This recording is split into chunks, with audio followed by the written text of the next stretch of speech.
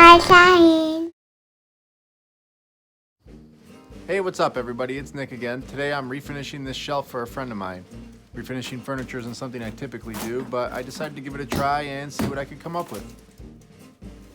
Here I'm just knocking off this backing board with a hammer.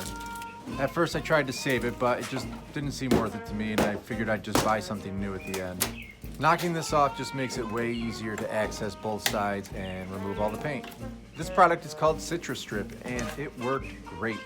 It seems to work best if you apply it in small sections, because if you try to do too much at once, it gets tacky and sticky and hard to remove.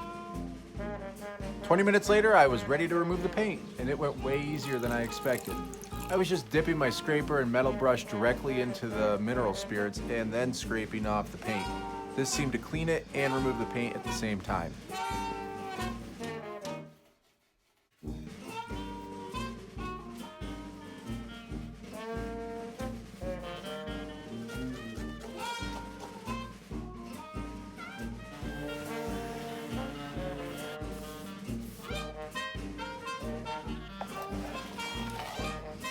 This is when I remembered I have a wire wheel that goes in my drill, and it saved me so much time.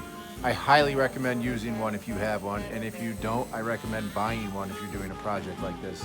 They're only like $5, and it made the project way easier. If you're refinishing a piece of furniture, make sure you have a lot of sandpaper, because these projects are basically just that, sanding.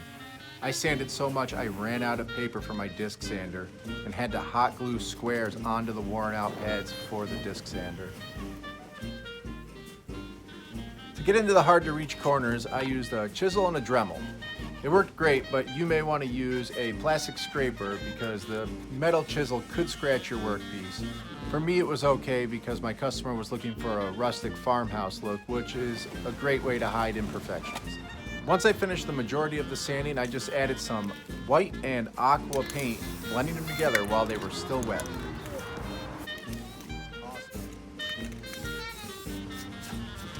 Alright, back to sanding and dull back that aqua a little bit. Came out brighter than I was expecting, and after sanding I still wasn't thrilled with it. So I decided to grab some colonial maple stain and apply a layer of that on top.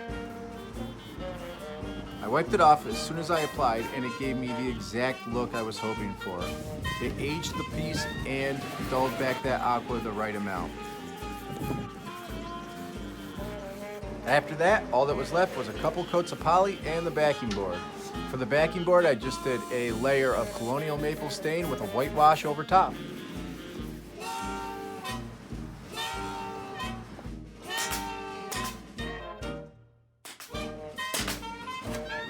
Now, like I said at the beginning, I am not a fan of refinishing furniture, but I was really happy with the way this came out. It has that exact rustic farmhouse feel that my friend was looking for. And in the process, I learned Citrus Strip is a great product to keep around.